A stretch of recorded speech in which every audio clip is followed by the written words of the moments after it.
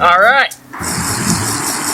As we did with the end of this Supra project, I want to go over everything with the cost of this car so that way you guys know how much money I put in order to take the car from this absolutely totaled undrivable car to now this fixed up, drivable, and actually in pretty solid condition Miata overall. Also, I need to make a quick shout out to the store online, philsupra.com. All that merchandise is custom designed by myself, so I spent a lot of time on it, and any of those proceeds go straight into helping me fund more projects just like this. So don't feel obligated. Think of it as if you're not going to miss the money, then I'd appreciate it. If not, then yeah, totally fine. No big deal. Just wanted to let you know that that is there. So let's go over the cost. And to start, the most expensive part of the entire project was that original smashed donut car, and that cost me $2,000. The car itself ran and drove and came with a plethora of extra parts that you saw in that first video when we picked it up, and that was the most expensive part of this entire project by a whole lot, but it's the base that we needed because we ended up using a lot from it. Engine, interior, trunk, taillights,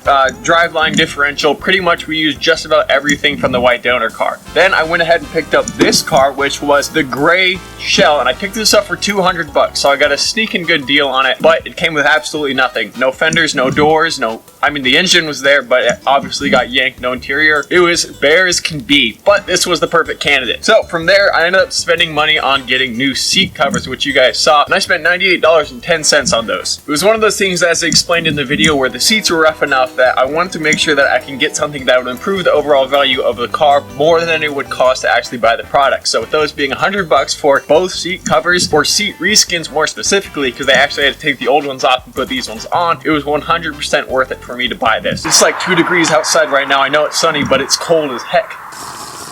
Oh man, that's good coffee. The next thing I have on my list is paint. So the red paint itself, no cost, because it was all paint that I had bought for my Supra, and if you want to see the actual cost of that, I want to say it was around $600. But I've used it on my Supra, and now I've used it on this car as well, so it was no cost to me since I already had it. But if you're doing it for yourself, it's right around $600. I'm not going to include that in the cost because I didn't pay for anything, and I'm talking specifically about this project, and I don't want to do some overarching, hey, this is what it might cost you, when for myself, I just want to keep it real with what I have. I don't want to guess, essentially. No cost for that paint, but I did spend around $50 for the black paint it took to do the engine bay, the door jambs, and the bottom black stripes. So about $50 of right off-hand paint for that. As for the wheels and tires, these cost me $175. I picked them up from a guy in town, luckily, and they're stock original wheels from the post 93, I want to say it was 94 and later on that they had these wheels specifically, but to have original stock wheels and pretty much brand new tires, $175, about as good of a deal as you could possibly get.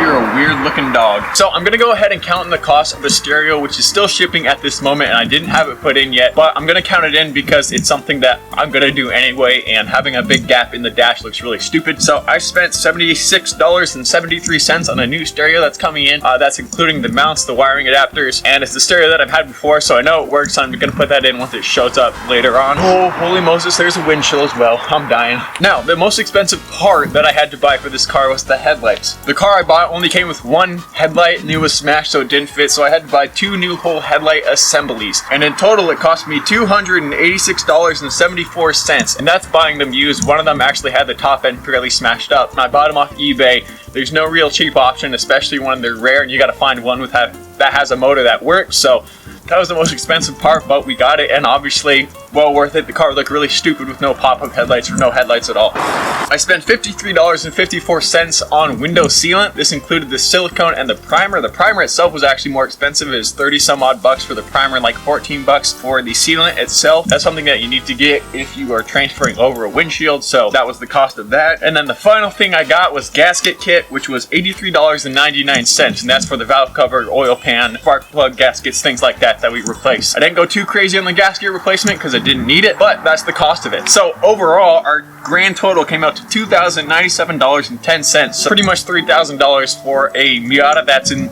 this condition, which is better than most, honestly, now at this point. Yes, there's a bunch of defects still, it's not perfect, but to go from a total Miata to having this in good condition, very well worth it. So I hope you enjoyed that short little breakdown. Quick little video to let you guys know the cost of this, because I know a lot of you are probably curious. Thank you for those of you who watched the entire series. Those who didn't and are just tuning in, we do this stuff a lot. We do a lot of custom modification, as well as every now and then do something where we get to restore something like this, which is fun. Thank you guys so much for watching. It's freezing, I'm cold, I want to go inside.